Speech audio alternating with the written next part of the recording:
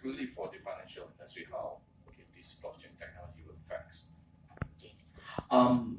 Bismillahirrahmanirrahim. The way I see it, right, coming from someone who actually worked in the financial sector myself, I started off as a financial planner.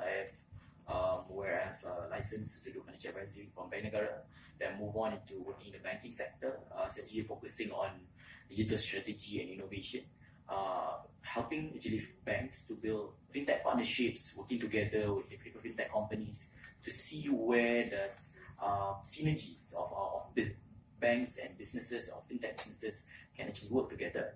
The way when it comes to blockchain technology is a bit more different than specific banks or specific fintech companies. The way I see it, in order for, you could say, execution to happen effectively, you must have a collaboration that's either throughout the industry itself, so a consortium that is built from the industry and deployed between different players of the industry, for example, like banks, and or you can see a deployment that comes from the top down, in which it's actually made by either the regulators or the government agencies that's pushing for implementation of blockchain technology. So looking at the industry, what's happening in the industry currently right now, we've seen, for example, that actually banks are actually building a consortium of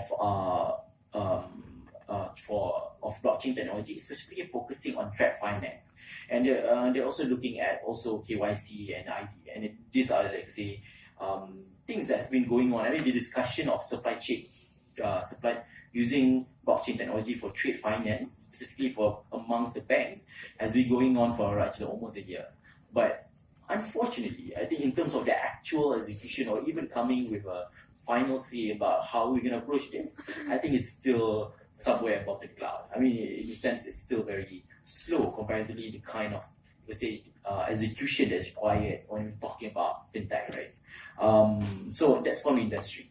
But coming from the top down, right, if you look at, let's say, in the cases of, let's say, Singapore, where you have the Monetary Authority of Singapore that launches Project Ubin, and they pulled up banks around 9, now moving, I think, around more than 12 banks, collaborating local and multinational banks, working together in order to implement a payment system for the overnight pricing, you could say, overnight banking rate of the bank. So banks can actually provide liquidity to each other using blockchain technology, using the Sing dollar back token. So that provides a greater interest from banks to actually even join, and the execution level also would be much faster because you have now a narrative coming from the top down saying we should implement blockchain technology. But where do we see in Malaysia? What we see in Malaysia, comparatively, there's still actually a form of implementation, such as what we've seen made by Securities Commission. Securities Commission actually worked together with a startup company, blockchain startup company in Malaysia called Neuroware, in order to implement an over-the-counter private equity finance, private equity, where now small companies, even startups, can go into and get themselves listed to an over-the-counter blockchain-backed trading platform. So now you would say you can almost do like a mini IPO there and get listed and gain funding, and all this technology of listing yourself is actually using blockchain technology rather than the normal having a centralized entity such as the Bursa Malaysia in order to implement this particular system. So in that sense, I see that there are interests, and if you look at banks actually tried to work together even with companies such as Ripple in order to implement payment system.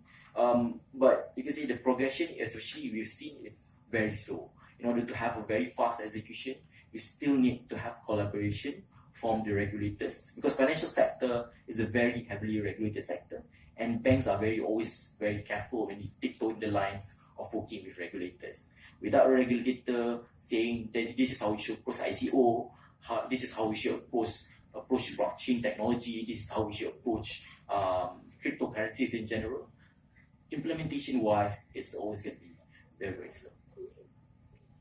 Okay, so that's interesting.